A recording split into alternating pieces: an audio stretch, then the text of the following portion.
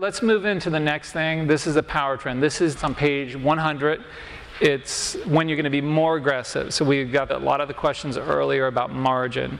We didn't test this out with margin because we just didn't come to the conclusion that we wanted to teach margin yet within Market School. Not that it's a bad idea, but this is a time where it would be logical to use some margin during a power trend. But let's go over what it does because it changes a lot of the moving parts.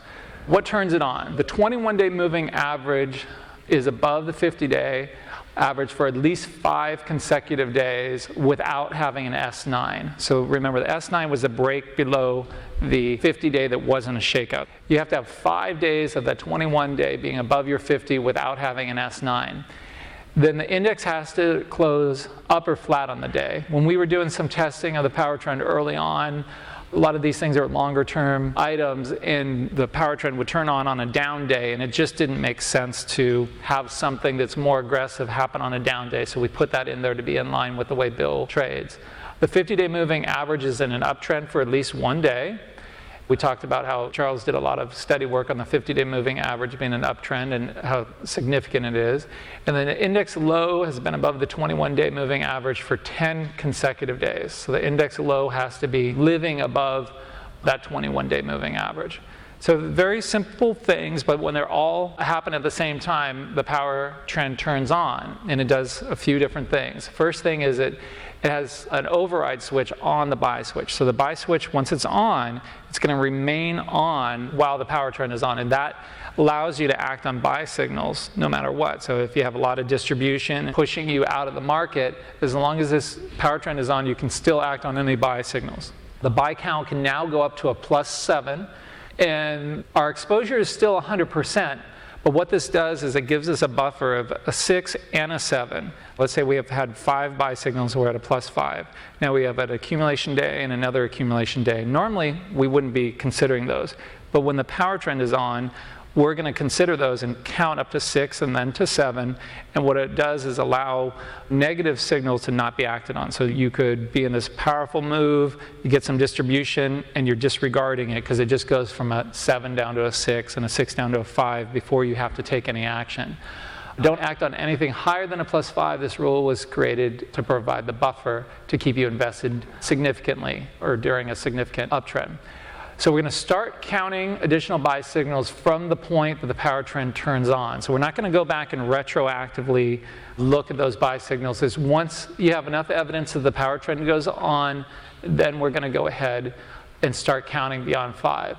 Once the buy count is at a +2 or higher, so just because the power trend goes on doesn't necessarily mean that you're at a +2, but once you get up there, that becomes our floor. So it allows us some of the rules that might trigger you to sell down to 30% or even to 0.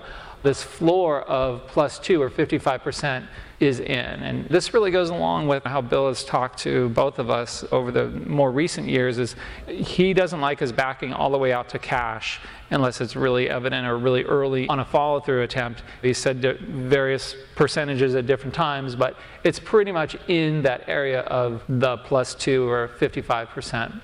So the conditions that turn the power trend to under pressure, so not off, but under pressure, an S2, a minor low, so a failed rally attempt. So that's when you're in an uptrend and you have enough distribution that you need to look for a follow-through day to reset distribution. And if it fails from there, it's going to put this under pressure. It's not going to turn it off. An S13 that Charles talked about, so a lot of distribution in a short period of time, that will put this under pressure. Now, when the power trend is under pressure, is in an under pressure position with the floor, the maximum exposure is reduced to 5, so it's no longer 6 or 7, and the floor is reduced to +1 before any signals are applied. I know this all sounds a little confusing. Once you look at the chart, it'll really come together. So there's a few more things here. The conditions that turn a power trend to a power trend under pressure without a floor is that S9. So once you break that 50-day, I think it was mentioned earlier today, when you break that 50-day, you don't want to have an artificial floor there. If the count puts you to 0, you go to 0, but the buy switch is still on. So when an S9 occurs, the maximum exposure remains at +5, but the floor of +1 is removed. To reset it to a normal power trend from an under pressure, the conditions that turn the power trend on must be present. So 10 consecutive days must pass without an S2, when that's the condition that would have put you under pressure, and an S9 and an S13. So as we go through this example, this will make more sense. Then to turn it off completely is a 21-day moving average line crossing below the 50-day. And the index closes down for the day. That'll completely turn this off. So the 21 crossing below the 50 and being down on the day turns it off, no floor, it just goes back to normal. Or a major low, I can't even imagine that being the case, but a major low failed rally attempt. Sometimes we put things in there as a just in case, we've never seen it before, or a circuit breaker. That's something we're going to talk about a little bit later. But really what turns it off most of the time is the 21-day going below the 50. So after the power trend is ended, you just go back to normal. So it no longer forces the buy switch on. It may be on, but it doesn't have to be. So it doesn't turn it off. The buy count is reset to +5, and there's no floor. So basically, when the power trend is off, you just go back to the normal rules. And let's go through some examples, and I think you'll see what's going on. So this is on page 101. So first, we have an up day, and the 50 days and an uptrend. And our low has been above that 21-day for 10 days. And you have the 21-day over your 50 for 5 days. So at this point, we didn't know that this was going to happen. And this is one of the best trends ever that we have. But there's enough going on here that we need to treat things a little differently. We need to give things a little bit more room. And it's what we have learned from Bill over the years, that many times he'll say it's 5 days of distribution, you guys should be selling a lot, and other times it could be 7 days of distribution, and he's saying, well, it's fine, the leaders are holding up. So we had to figure out how to program that. And it was really when he focused on distribution or not is why we kind of came up with this power trend. So the rules or mechanically kind of discounting what the distribution is doing. So that's why we have it going up to a +7. Now our floor is set at a +2. So let's see what happens. Up here, this whole time the power trend is on. Then we get an S13. So we have a cluster of distribution in a short period of time. That puts the floor down to a 1 from a +2 and removes that +6 and +7 possibility. So we're at a +5. It's not turning off the buy switch, it's not doing anything else. Now at this point here, the power trend resumes because we had all those things happen. We haven't had an S13, all the things that we're looking at, the 50 days in an uptrend, it's an up day, and you've got 10 days where your low is above your 50-day. So the same thing that happened over here is happening over here, and we've moved forward from this uptrend under pressure. It only lasts a little bit longer. Then we get an S9, which is a big deal, is that we're breaking through that 50-day. So we're going to put that power trend under pressure without the floor. So if our signals tell us to go to 0, we're going to go to 0. But our buy switch is still going to be on, so we can act on buy signals. So it turns power trend under pressure without a floor, and then let's see what happens. At this point, our market exposure goes to 0, so we're out of the market. But we can still act on buy signals until the power trend goes off. That's the beauty of it. So if the market were to just turn right back around, you don't have to wait for a follow-through day before you start getting back in. And that's very, very key in choppy uptrends. Now the power trend ends on this day because this 21-day has finally come back through the 50-day. So it's been above it this whole time.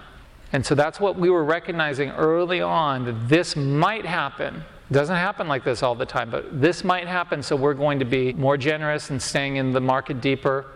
We get some clustering of distribution. This slows us down a little bit, puts a floor at a +1 instead of a +2. Then it resumes because we think we're going to continue another one of these, but it doesn't happen. Right away we get an S9, that's a breaking of the 50-day. It's removing that floor completely. So the floor that we had here is removed, but our buy switch is still on. We're out of the market. We can act on buy signals. We don't get any buy signals. That power trend turns off right there because it's a down day and the 21-day is below the 50-day. If this day never happened, if it was up a little bit, that power trend would have stayed on until you had a down day and the 21-day was underneath the 50-day. All right, so let's look at another example. This is on page 102. So the power trend is going on here.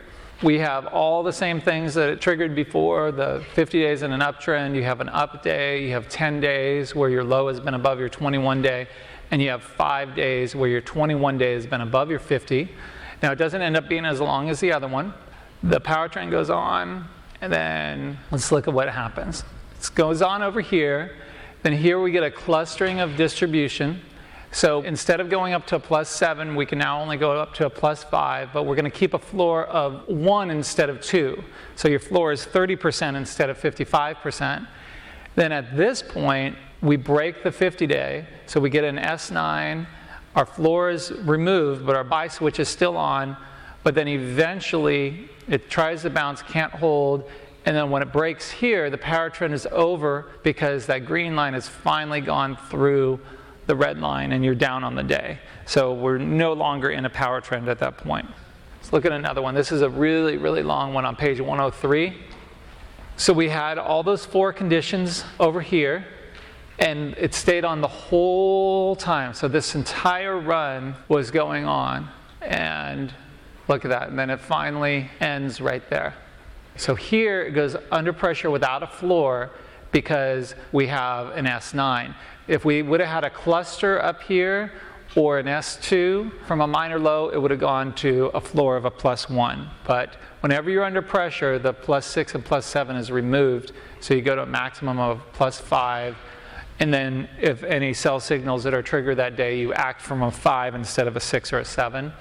Here, our market exposure happened to be 0 at that point, but our buy switch is still on. But here the power trend ends because the 21-day goes below the 50-day. Another example here, it's on page 104. The power trend is under pressure, so the floor is removed, but our buy switch is on. And this is why we have that rule where we don't want to turn off the power trend yet. So it just bounces back, and so the power trend resumes here because we have all the other things that were originally in place. So 50's in an uptrend, you're up on the day, 10 days above your 21 day, and your 21 day has been above your 50 for 5 days. Then up here you get a cluster, so now we're going to a floor of +1. So it's different than over here. An S9 is worse, so we remove the floor completely. Here this is bad but not terrible, so we want to give it a little bit of a floor. And then here we get that S9, so we remove that floor, but the power trend is still on. See how that 50 just wants to stay below that 21 day. Up here, it resumes right before it's going to end here. So we have an S13, and then we have our S9, and then eventually over here, that's when you get a down day, and your 21 day is below the 50. So if that would have just kept inching up each day, eventually a 21 day would have gone back up, and that's why we wait for a red day. So to just recap that, the reason why it was a +1 is because an S13 triggered instead of an S9. So the S9 removes the floor completely, puts it to a 0. An S2 on a minor low or an S13 keeps that floor at a +1.